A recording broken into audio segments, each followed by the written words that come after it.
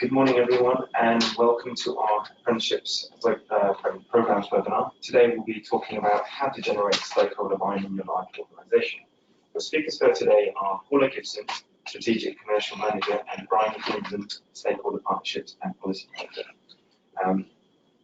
We will have a Q&A session at the end, so please send your questions in via the appropriate method on your dashboards. And also, any unanswered questions, we will send with a Q&A at the end of the slides. So I'm going to hand you straight over to the first speaker, Bryony.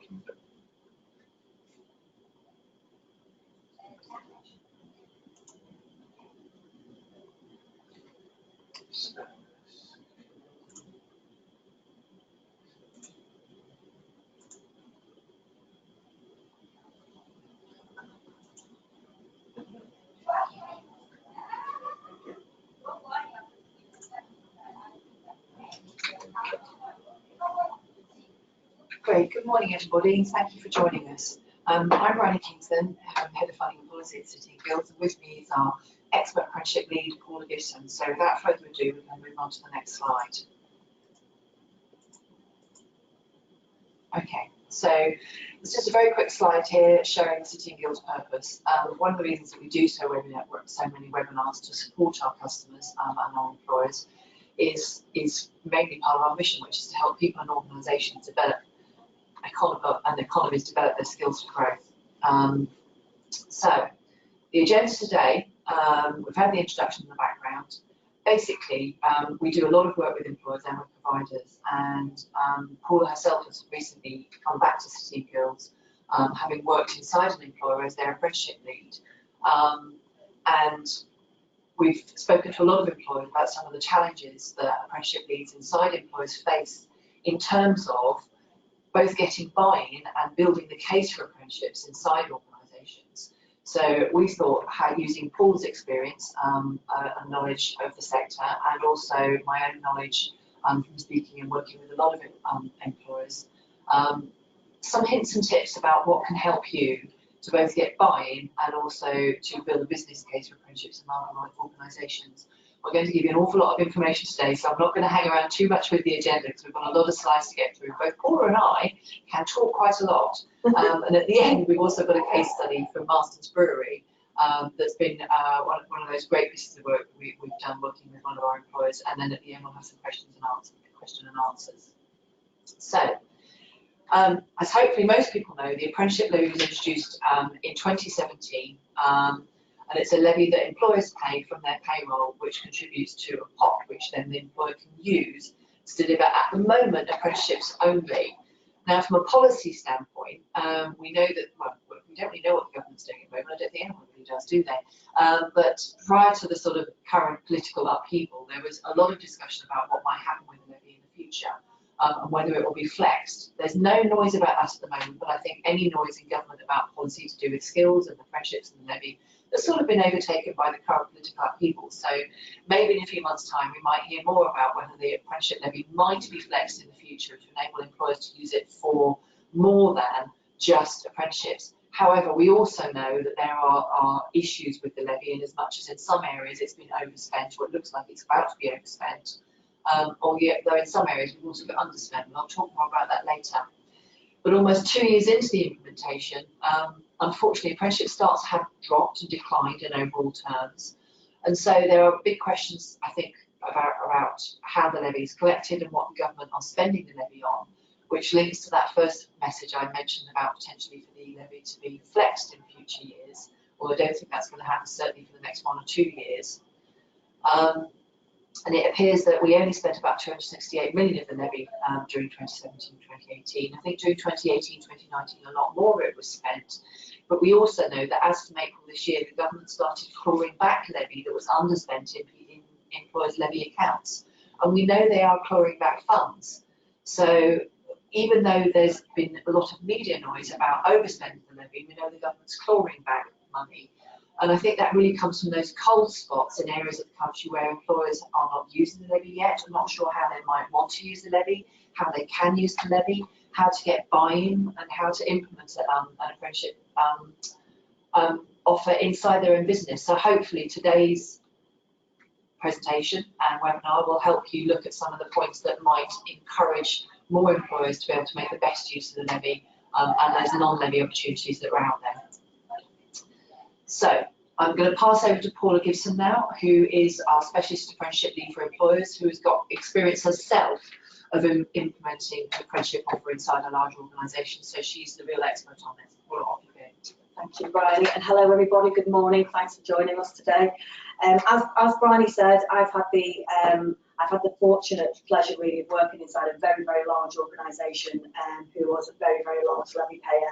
So what I'm going to share with you today is some hints and tips as to how to get that critical buy-in to apprenticeships amongst your key stakeholders. So what I'm going to talk through is the 4 critical steps to get that buy-in and ultimately to build the business case for apprenticeships.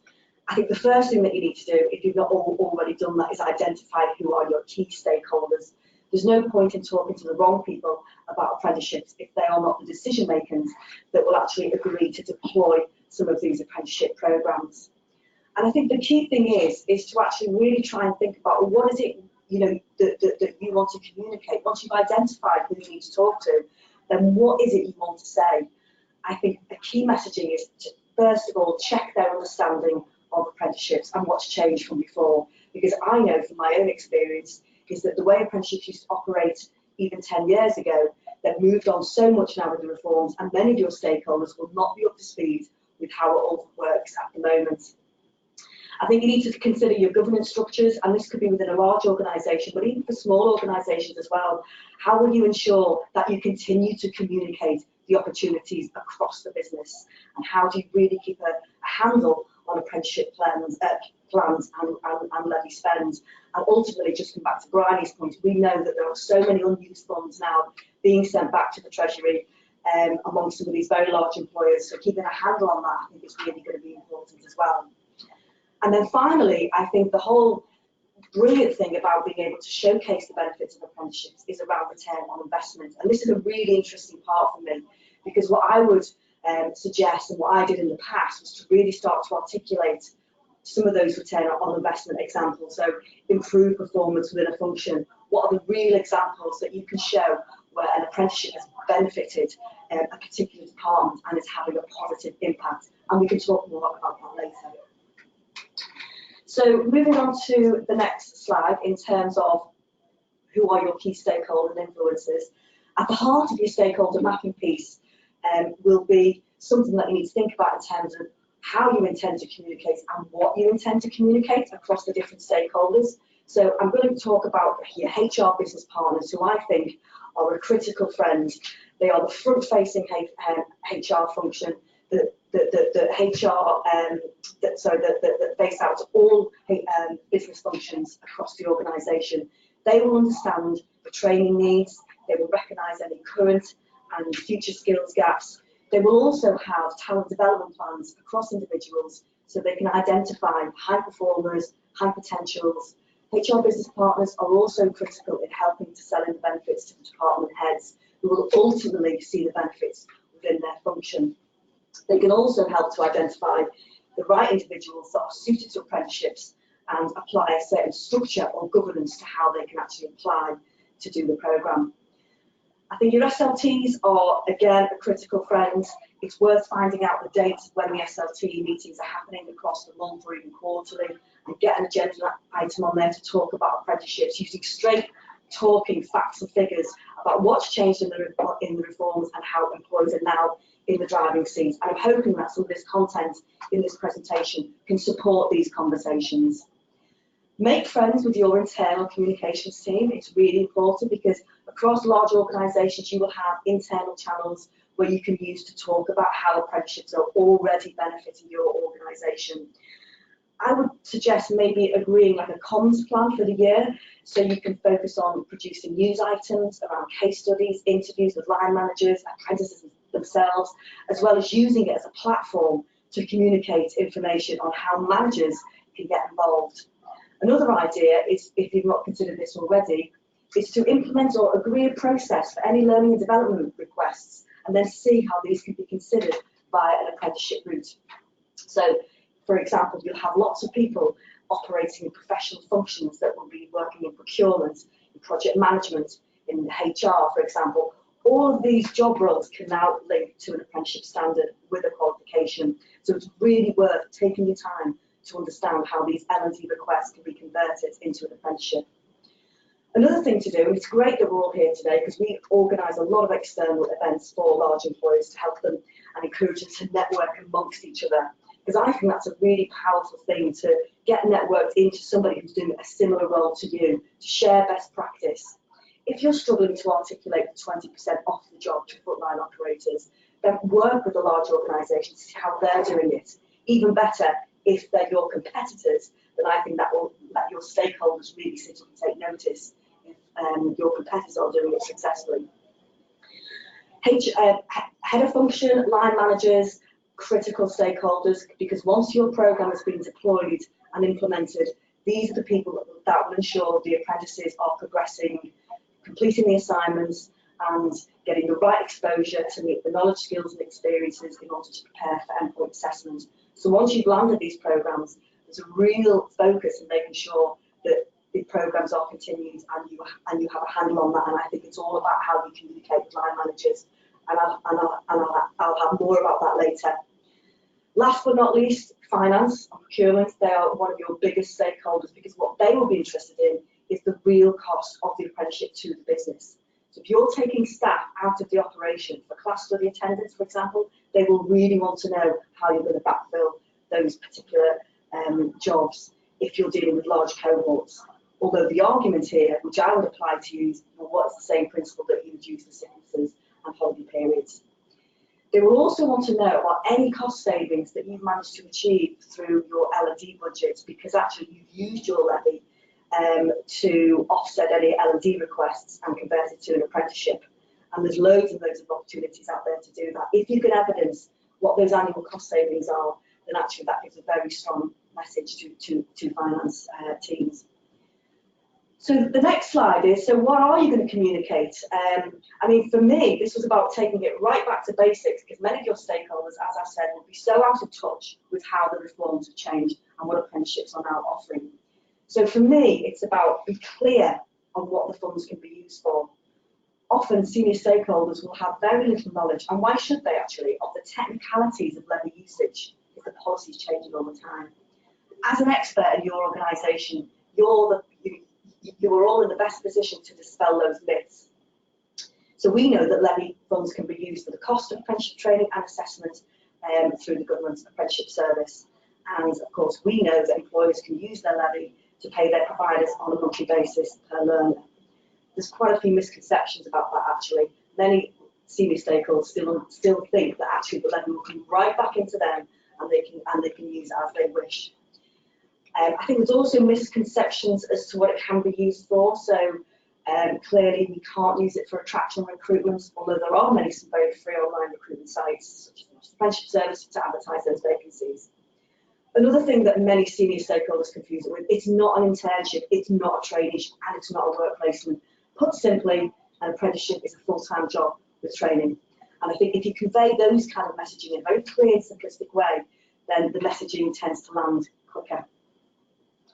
So the next point that I'm going to talk about is really just a continuation of the key messaging. So we know that obviously apprenticeship has been around for hundreds of years. And again, you need to think about how you communicate that with clarity. So just to reiterate, it's a full-time job with high-quality training.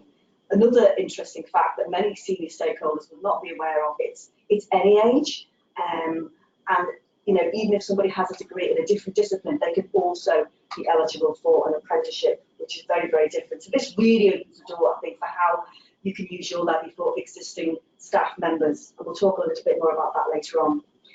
The 20% of the job has always been part of the apprenticeship. This isn't a new policy. But I think the government now has become far more rigorous in tracking that actually the 20% is being provided. And I've provided a lot of support with large employers to help them track and record this. So I'm always happy to talk about that further.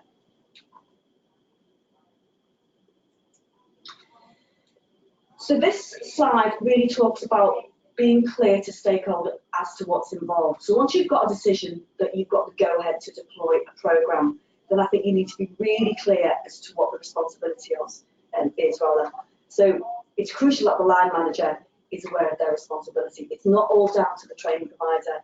The training provider will of course play a huge role in delivering the training and materials and support from the skills tutors, but it's the experience of what happens on the job that will ensure an apprentice can progress and prepare for endpoint assessment. Line managers must attend one-to-one, virtual is fine, and they can also help with assignment topics and make sure that the classroom attendance is being provided. Yet I know from my own experience, this is challenging when business priorities take over, especially in critical environments such as the NHS. However, we've also developed a webinar series that talks about line management as a separate topic as a whole. So I'll share with you the dates of that later. The second point to make sure about is make sure it's the right programme. Many of these new apprenticeship standards are very long in duration. And also what you need to do is really think about, does this apprenticeship give them the stretch in order to evidence the key skills and behaviours for their endpoint assessment. So for me, what I would suggest is look at the standard, look at the assessment alongside the job description of that particular job role. Is there enough new learning in there? And that will give you a decision as to whether it's the right programme. Far too often, many people have been put on the wrong apprenticeship programme and they struggle as they head towards endpoint assessment. So another key aspect is the requirement. So one of the things that you need to really grasp with is to make sure that the classroom attendance is set out for the year, so line managers and department heads can plan, for example, when their staff are going to be off site, but also just some housekeeping things around the maths and English. If you start somebody on an apprenticeship and they've not got their maths and English, then additional time will have to be allowed in order for them to work towards the right level. How many assignments are involved? Far too often, people are on an apprenticeship and have no idea that there are exams involved, and they are sort of 1,000-word assignments. Be really clear what the requirement is. And endpoint assessment, of course, is a critical step change in how apprenticeships are now assessed. They need proper time to prepare for endpoint assessment. I'm going to quickly talk about training and development and support for line managers. So one of the things that I have experienced is obviously continue to support line managers and offering almost like a mentoring program so they know how to manage their apprentices. Coaching and mentoring has been a massive game changer within the HR world, as it's proven to be a really powerful and effective tool to helping staff become more resourceful. So think about whether this is an informal mentoring program or whether it's a more formal approach where you can offer your line managers ILM coaching mentoring qualifications, for example. So I'm just going to talk to you about governance and structures. I think what you probably need to do, and this is probably, applies well for smaller organisations as well. So I think by creating a governance structure, so apprenticeships stay visible within your organisation, and this kind of structure will also ensure that you get the buy-in from the very top. If there's a mandate to spend the levy and to use to address current and future skills gaps, then a group HRD will ensure that it becomes embedded into your people plan. And again, this will ensure buy-in from the different functions.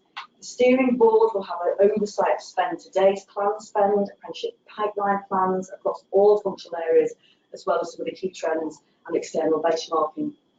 Below the steering board, the project board is usually set up and aligned to functional areas such as logistics, operations, supply chain, for example, as well as professional functions in HR, customer experience and marketing. The working groups underneath, what their role is to really start to design the course content and map to any internal training so it becomes a fully embedded apprenticeship programme that looks and feels like part of your organisation. You can even start to map your own content into the standard, which will actually support the 20% off the job.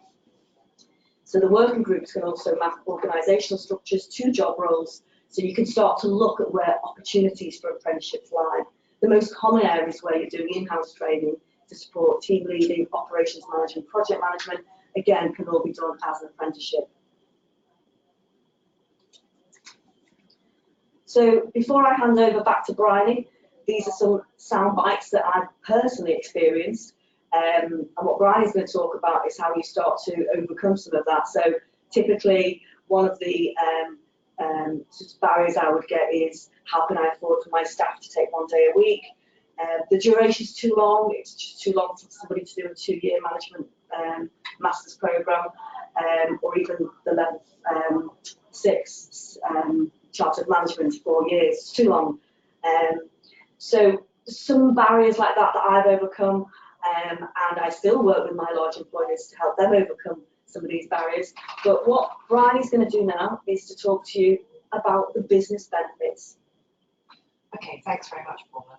So yes, this is questions that we get a lot from both employers and providers. How can we example the benefits of apprenticeships inside an employer, particularly to line managers who come out with the questions that Paula's just flagged, like, I can't afford for my learner to take 1 day a week out of my apprentice or my staff member to take 1 day a week out of the office. It's just, or out of their workplace. It's just not feasible.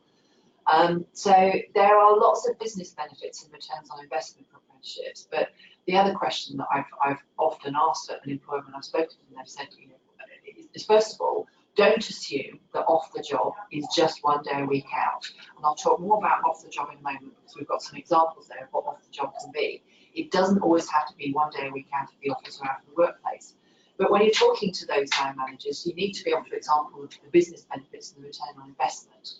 And as you can see up there, you've got a whole load of examples about how it can improve performance, how it can improve employer and employee satisfaction. You tend to get lower levels of absences for people that are doing apprenticeships because they feel valued by the organisation.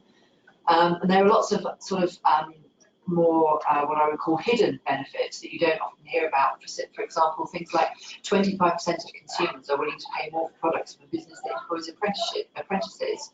Now, this sort of information comes from organisations like the Centre for Economic and Business Research that have done a lot of research with employers and with the people who purchase from employers into the return on investment for apprenticeships. So, oh, did you do that? Yeah. Oh, can you go back a slide? Okay, sorry. Paula's just moving my slides to me without me asking her. Sorry, everybody. Previous ones. Sorry. Keep on previous. There on the square box there. Sorry, apologies everyone. I'm just going to snatch the names off her before she does that one again. So, output from apprenticeship-based work assignments. Performance improvement for staff that do apprenticeships and real beneficial training both to them and the organisation is really, really clear. And we've actually seen that here inside City and Guilds. We've had really great feedback from our apprentices about what they've learned, and also about innovations and ideas that they've brought back into the business when they go out and they do their off the job time inside another inside a provider. In two ways. First of all, because they get ideas from the work they're doing at the provider when they're doing the 20% off the job, but they're also, more often than not, when they're on the 20% off the job, when they're in a classroom with a provider, they're meeting other apprentices and other organisations that they get ideas and innovations from that they can then bring back into their own organisation and help implement, because they're going out into the wider world and they're seeing what other organisations are doing. So that can be a real benefit for everybody. It can have a direct impact on department KPIs. As I said earlier on, employer and employee satisfaction is far greater. They're far more motivated. 74% of employers say that apprentices improve products or service quality, and 78% say that they improve productivity. Apprenticeships become even more highly skilled before they finish their training. So even whilst they're in training, they're going to improve your productivity and they're going to improve the quality of service. And as I said, fewer absences means far less cost to any employer when it comes to employees taking time off sick. So now I'm just going to go for the next slide. So yeah, so continuing on other ROI benefits, improving your company image. It's been proven that employers that run apprenticeships have a much better image to the outside world, to both people that buy products and services from them, but also with organisations that they may work in partnership with.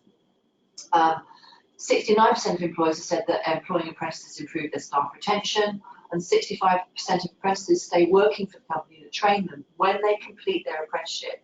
So there's always that question from line managers, well, what happens if I run an apprenticeship for 2 or 3 years and then at the end of it they go off and work elsewhere? There's several things you can do about that. First of all, as we know, 65% of apprentices stay where they are. But the other thing to look at is what happens to that apprentice when they finish their apprenticeship? What are you going to offer them in terms of either career progression or something else inside the organisation, like a specialist project that will keep them engaged and employed and still learning, that actually helps to increase your own company retention with the apprentices. Also, it's proven that if you're offering an apprenticeship, you attract the best candidates into your organisation. So if you are recruiting new staff, offering apprenticeships attracts a higher level and a much improved level of applicants to your job. So that's another thing to think of. It raises staff morale, particularly when you're upskilling existing staff as well. So those are some of the real ROI benefits that you can use inside your organisation to obviously help line managers who might be think they're facing a challenge with apprenticeships to understand what the apprenticeship what your apprenticeship program is going to do for them. Now, the way to do this is obviously, I mean, you can use some of the outside statistics and data that's there that have been carried out for organisations like the Centre of Economic and Business Research. But the other things that you can also do is track your own apprenticeship program success. So you can actually feed in your own statistics and data to your own staff to say, look at the difference it's making to our organisation and to your department. And here are some of the things that you can do is obviously percentage of apprentices complete their job, percentage of apprentices offered a job in the business on completion, because in some cases, some organisations are offering apprenticeships to run the apprenticeship and use their levy, and also, but they may not keep all the apprentices on at the end. There's benefits to that in 2 areas. First of all, the more organisations that actually offer apprentices a job with the business on completion means that it's great for the apprentice, it's great for the business.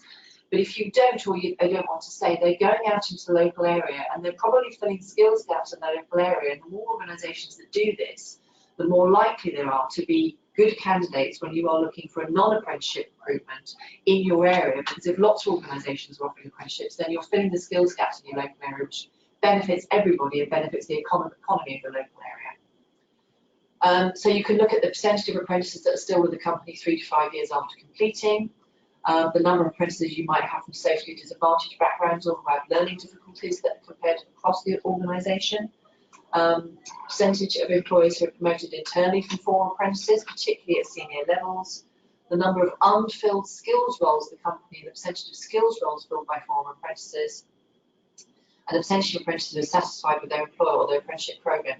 And getting that feedback from your apprentices and also feedback from other staff in the department who have apprentices to see what they think about the apprentices and what they're contributing to that department are a really useful sort of employee satisfaction over time comparison to make before you had your apprenticeship program and when you actually set it up and started running. And it's not just about the apprentices, it's all about other staff and how they feel about it and what they see. Because sometimes you may get elements of staff dissatisfaction because they see someone going out of the department for 1 day a week, but they're also not able to see the benefits that that person's bringing back in. So feeding those benefits into all staff and getting their thoughts on what's going on is also a really useful feedback for promoting your apprenticeship program.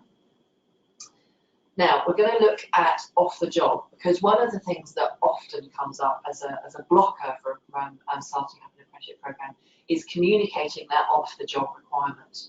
So many people think that off the job is all about 1 day a week out of the office and they can't afford to do it because they can't have their staff out of the office. The first question I ask is, what would you do if you had a member of staff sick for a day? How would you fill it? Would someone else do the work, or would it just wait until the Monday after? What we've also found is quite often apprentices may have 1 day a week off the job if that's the arrangement that you've got with their provider, but more often than not we've found that apprentices bring so much more back into the organisation from the 20% off the job time, and lots of them still catch up with that work on the Monday or the next day they're back into the work anyway. So you don't actually really lose much, you're getting more from them because they're bringing back extra thoughts, extra ideas, extra innovation, extra ideas for project. They also tend to catch up with their work anyway, regardless of the fact they're out of the job, they're out of work for a period of time. So it's important to tell everybody that 20% off the job is a statutory part of any apprenticeship. It has to take place. You can't not do this. any provider that's working with an employer will be very clear on this. And that's still poorly misunderstood by many. It's not something that you can ignore. It's important to help apprentices and their managers understand what counts towards 20% of the job, and my next slide will take you through some of those things. And a thorough discussion with the provider, the apprentice and the apprenticeship manager should help identify what internal training and support you're doing that the department might carry out that counts towards 20% off the job. Because it's not always about day release. It can come in block release. It can come as part of your apprenticeship going and visiting other departments inside the organisation. And there may be training that you do as an employer that actually contributes to that 20% off the job. And that discussion with the provider at the beginning to actually identify what training you do and what support you will give the apprentice that contributes to that 20% off the job can also help reduce the amount of time the apprentice may be outside of your business. One of the things that the provider has to do, and you have to contribute to as an employer, is make sure that once you've agreed the 20% off calculation and the approach and how you're actually going to make sure that 20% occurs, that must be written into the agreement with the provider, the employer and the apprentice. And the provider needs to keep that as evidence. So it's got to happen and it's got to be signed off by all three participants in the process.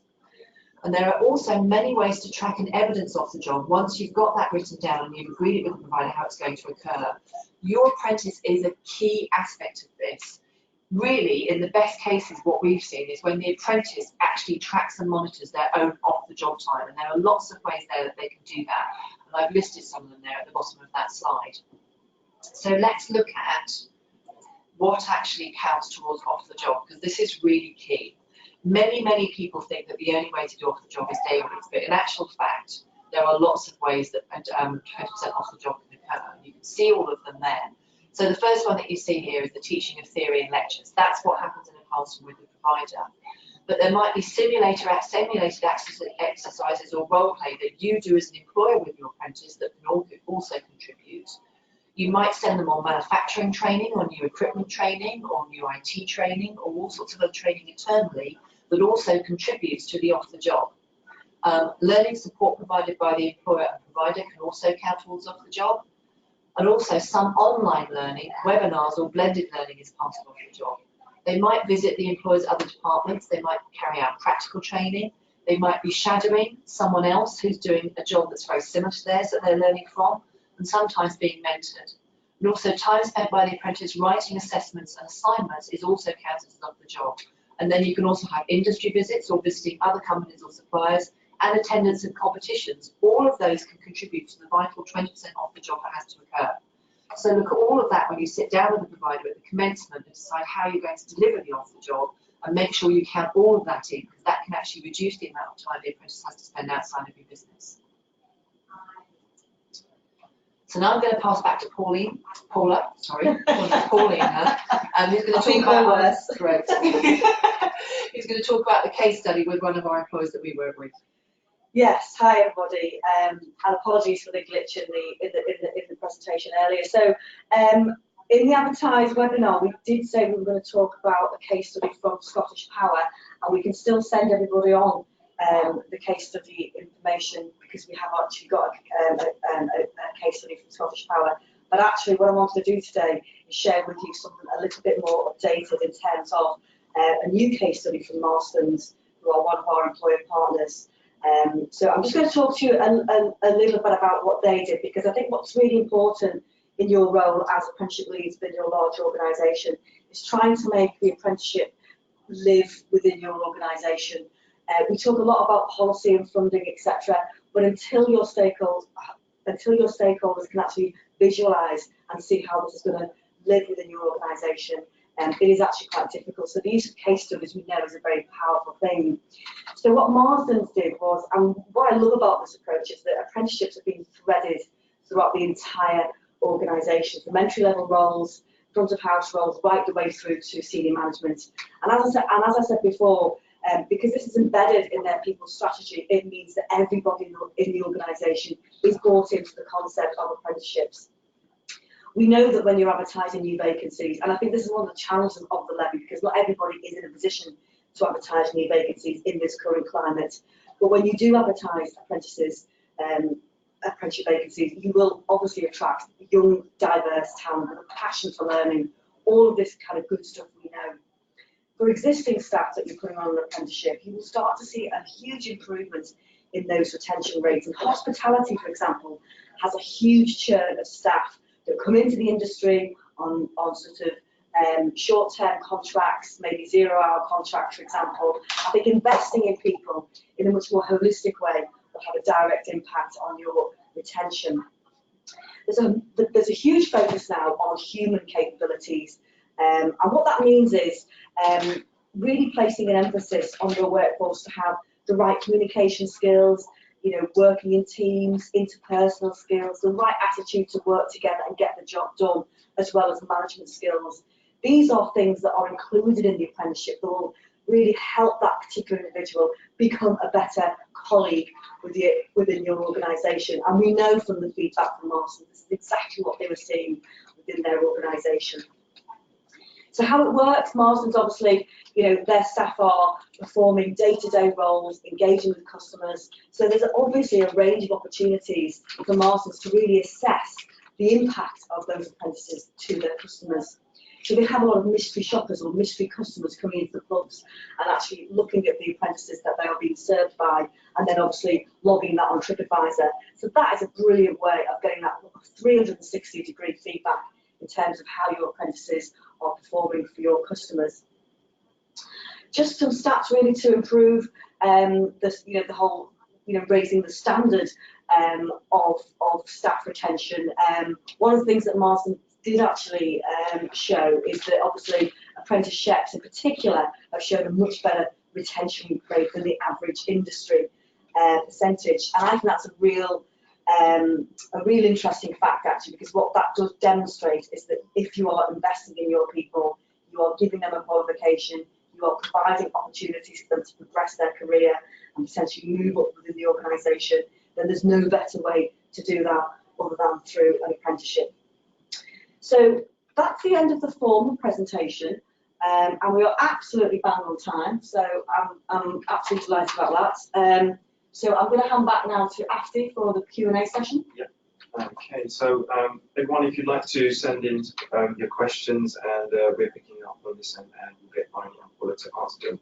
So I can just say a couple of people have flagged that they've got some poor sound quality, so we do apologise for that.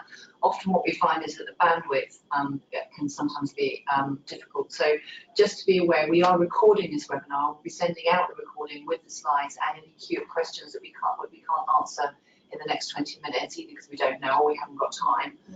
So if you have had some problems with sound, you will be able to see this again as the recording, because we've checked the sound this end for our recording, and it's absolutely fine. So our apologies for that if you have got poor sound. So yes, we will be sharing the slides, we will be sharing the recording, and any questions we don't answer, we will answer in a Q&A that will be sent out with the slides and the recording at the same time to everybody that logged on and that registered for the webinar. okay, so I think one that we've got here is someone asking, is this available? I'm assuming it's available in Wales. I mean, Wales has a different approach to apprenticeships from England. They've got a slightly different system. Wales does receive levy money from England, so employers in Wales do pay the levy, but you don't get an apprenticeship service account in the way that an English employer does. The Welsh government takes that money and allocates it to their own apprenticeship programme. And that basically goes to providers around Wales who are able to deliver apprenticeships in the priority areas that Wales know that they need. So you can't access your levy, but you can access apprenticeships. The best thing to do in Wales is to go and speak to your local provider and see what apprenticeships they actually offer in the area that you're based in. So it's a slightly different process. Yes, you pay the levy. You don't get the levy back in an account. The Welsh government uses it in a slightly different way, and it's exactly the same in Scotland as well. Excellent. And another question that's come up is, what are your thoughts where there is no EPAO some standards? We know there is a new ruling from the ESFA about enrolling where there is no EPA. What yes, yeah. Yes. Double-ended question there.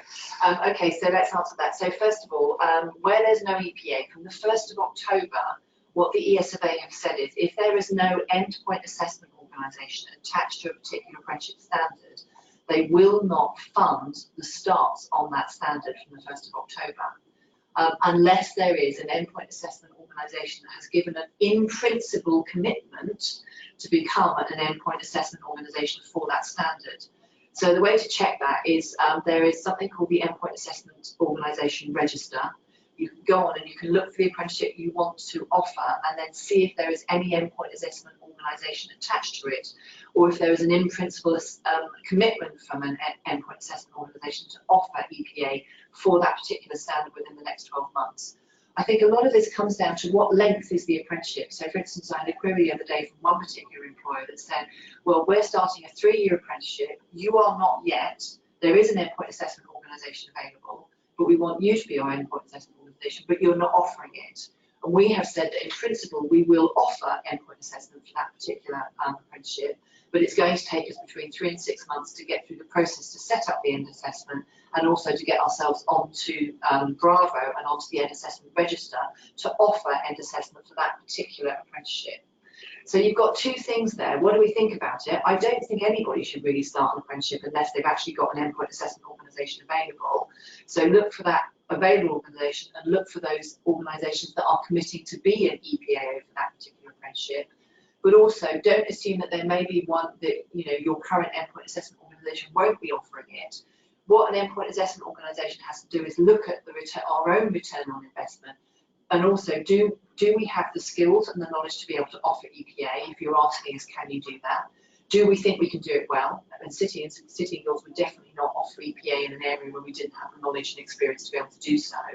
And then we will be able to come back to you, or the endpoint assessment organisation will be able to come back to you and tell you whether they A, can do it, and B, how long it's going to take them to get it set up. So if you've got a 2 or 3 year apprenticeship, that's plenty of time. But if you're going for a 12-month apprenticeship, you might want to seriously consider waiting for your starts or potentially going to another endpoint assessment organisation that's already committed. So there's various things to think about there with EPA with that change. I hope that answers the question. Thank you. And the next one we have is when will the line manager webinar be available? Oh, right, okay. Well, that's a great question, because I actually did a webinar for a very large public sector organisation who are heavily invested in apprenticeships. So we actually delivered a webinar specifically for them. So the idea is that we're going to repurpose that, and we will be holding it over the next coming weeks. So I will share those dates with you. It's probably just worth me mentioning at this point as well, as follow on, is that we do a lot of these events for large employers, and large employers like to get together and network. So we're organising 3 events at the end of sort of throughout October and November, which focuses around if you are on the road tap as an employer provider, then all of these events are designed to help you prepare for the Ofsted monitoring visit, which we know is changing this month. So there'll be an opportunity to network with like-minded employers, to hear from Ofsted, to hear from Bryony, and also to hear from other employers who've gone through Ofsted and had an interesting experience. So they're coming up over the next coming weeks. So I will make sure that everyone who's dialed into this today will get a copy of the of where you can sign up on Eventbrite. Next question. Do we know level 3 and 5 management sign up versus completion rates? Oh, yeah, it's a bit of a technical one there.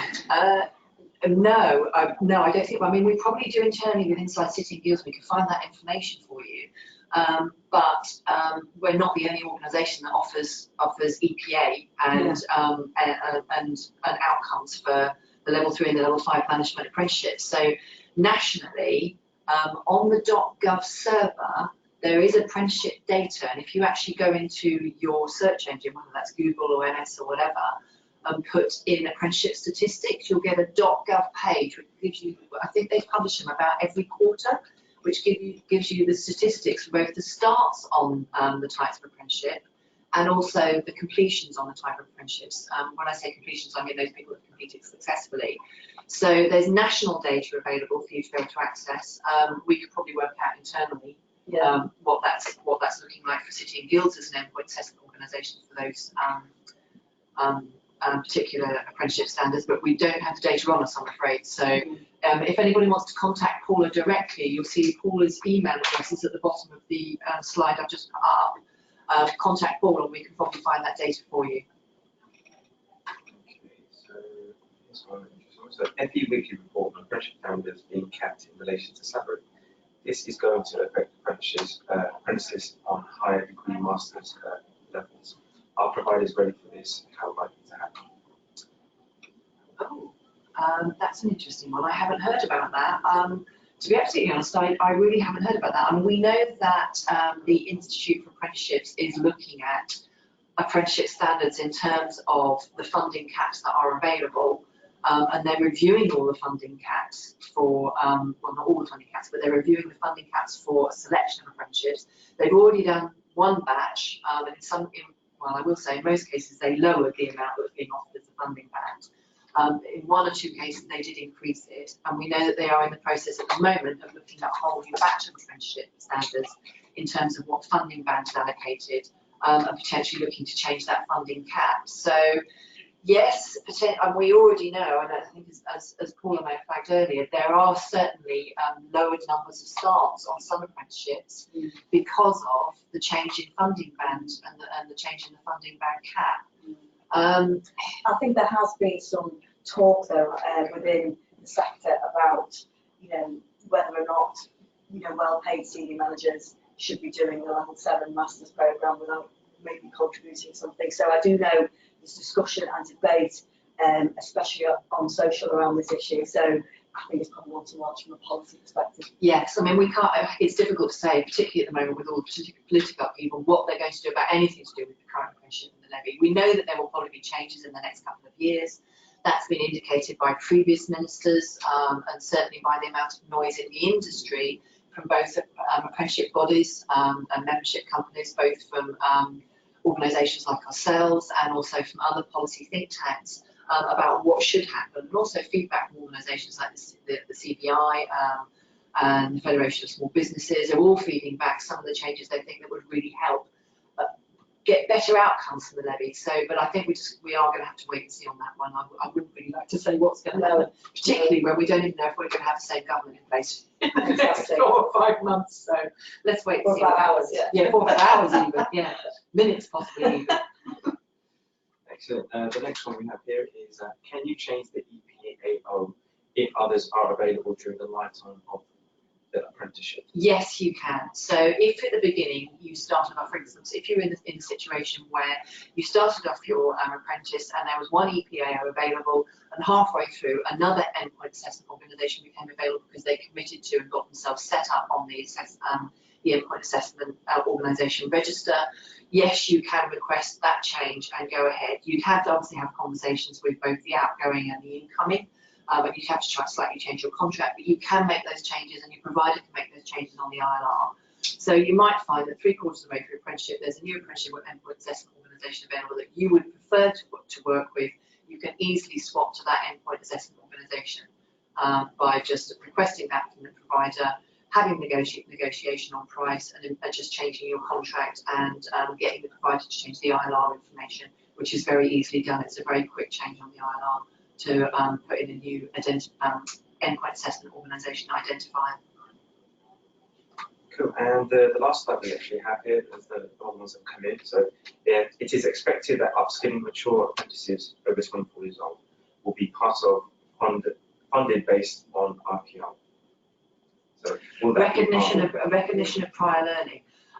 Yes, that definitely. If you're offering apprenticeships to your own staff, sitting down with the provider, or if you're an employer provider at the very beginning, and working out what the apprentice-to-be already knows is a really key aspect of making sure that they are not repeating learning or knowledge or skills that they already have from either their current role, previous roles, or from previous qualifications or apprenticeships they might have taken.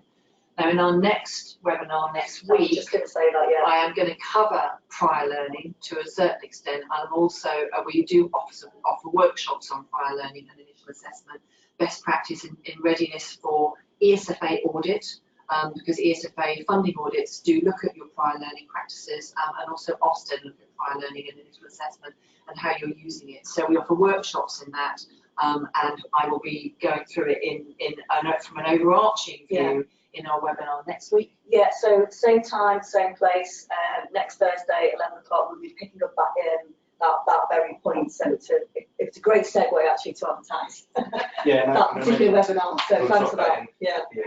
So at the moment we don't have any further questions. Oh, one's just come in. Oh. It is, how do we enroll on this? What is this webinar? Yeah, so how to enrol on the next webinar. How you enrolled on this one, the same links via Eventbrite will show all the different events that we're holding, including the webinar next week and including the Ofsted events that I just talked about and all of Bryony's events as well. So what I'll do is I will reissue that link so everyone's got access so they can book on fairly quickly. Just be aware, I'm still in the process of putting all my webinars and workshops up on Eventbrite, so they'll be appearing, but we will be sending out more information about them as well. And I'll just briefly like to add about the next week's webinar. So it's all over our social media channels. So if you look on the Sitting Guilds and ILM, you'll find them on Facebook, LinkedIn, Twitter. There's posts everywhere. So just literally follow the link through and go and register. So that should be one way of easily getting onto the webinars. Yes, and both Paula and I have Twitter accounts, and we do retweet them onto our own Twitter accounts as well. So mine's at Bryony Kingsland, and Paula's is at Gibson one Paula. Gibson one Paula. Is that one word, or as in one the numeral figure? So Gibson one Paula, not Pauline. Yeah, mine's much easier. It's just at Bryony Kingsland. Okay, there seems to be no further questions, Bryony. So, okay, brilliant. Thank you, everybody. Thank you very much. If you do think of anything at all that you want to ask that you didn't get to ask during the session, then please do email either Paula or I, and we will make the attempt to come back to you with an answer if we have one. If not, then we'll definitely go out and find an answer and come back to you at a later date. Yeah. Thanks very much for joining us. Thanks, everyone. Have a great day. Have a great day. Thank you, everyone. And just again, a quick reminder, so the webinar links are on all our socials, so follow the links through there, and I'd like to thank you, everyone, for attending, and especially the speakers, Bryony and Paula. Thank you, and we'll see you same time next week. Great. Thank you. Goodbye.